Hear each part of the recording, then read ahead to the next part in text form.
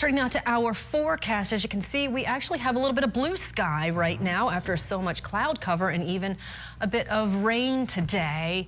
And it was often gloomy. It was gloomy. It's been kind of a gloomy weekend. We had Saturday, we had Sunday, scattering of showers, the on again, off again, the occasional showers, kind of like what I was talking about the other night, right? It's just so tough to pinpoint exactly when this rain is going to be coming in. And it looks like we got one more bigger batch that's on the way tomorrow. And as it approaches, we might even see a few isolated thunderstorms by this time tomorrow afternoon. So we're seeing right now on the Doppler radar, first of all, the flow is coming in out of the southwest. That southwesterly flow is a nice, mild air mass, and the time-lapse video shows the mix of clouds and sunshine up in the south central mountains up around Sun Valley. We are seeing some rain showers when it is precipitating right now. Most of that shower activity is falling in the form of rain below 6,000 and 7,000 feet. Now, the temperature readings are going to be fluctuating, but should remain just above average. There's the average high for this time of the year, 56 degrees. Today, so far, 62, above the average. Tomorrow, we're going to 63, and then on Wednesday, down to 59, but still above the average. There's 60 degrees on Thursday, about 59 degrees on Friday. So the temperatures want to stay warmer than normal across the board because the flow is going to continue to come in from the southwest. So 62 degrees right now in Boise, 60 in Ontario. Look at that, 64 degrees currently in Caldwell, in the mid-60s there.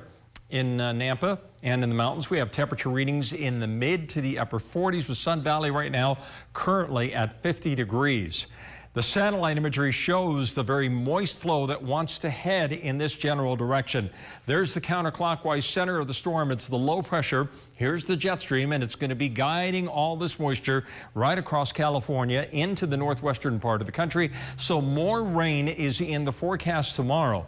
But as this low gets a little bit closer, it has the potential of energizing the atmosphere just a little bit more. So I cannot rule out this time of the year, cannot rule out the possibility of a couple of isolated thunderstorms developing in the later afternoon into the early evening hours tomorrow. And then the low shifts way down toward the south around the Four Corners area, and that's going to allow a little drier wedge of air to move in here on Wednesday and Thursday. So it'll dry out just a bit on Wednesday and Thursday, but we're not done because the models are indicating that even more storminess comes this way on Friday and again possibly on Saturday. So here's the futurecast tomorrow morning, right around 7 to 8 o'clock.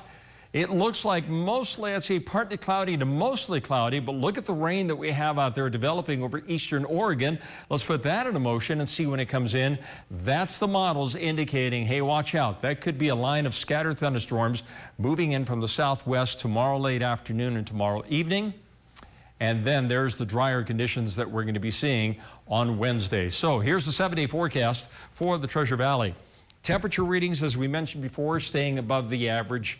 And there you can see the potential for isolated thunderstorms tomorrow afternoon. On Wednesday, we'll go with drier conditions. Looks nice on Thursday, but the next round of shower activity should commence late Friday. A scattering of showers on Saturday. Then it should dry out again by Sunday and Monday. Now the mountains are going to be seeing periods of rain and maybe a few thunderstorms tomorrow. That's what we're really going to be watching is with those rivers, the Weiser, the Payette River. Those two rivers have the potential of seeing the water if we get a big downpour that sits on top of that mid-level snowpack and it starts melting that in an accelerated fashion. Now you could see above minor flood stage. So those are the two rivers that we're going to be watching very carefully. Plus any streams up in the higher elevations have the potential of spilling over the banks as well. Yeah, here we go. Yeah, here we go.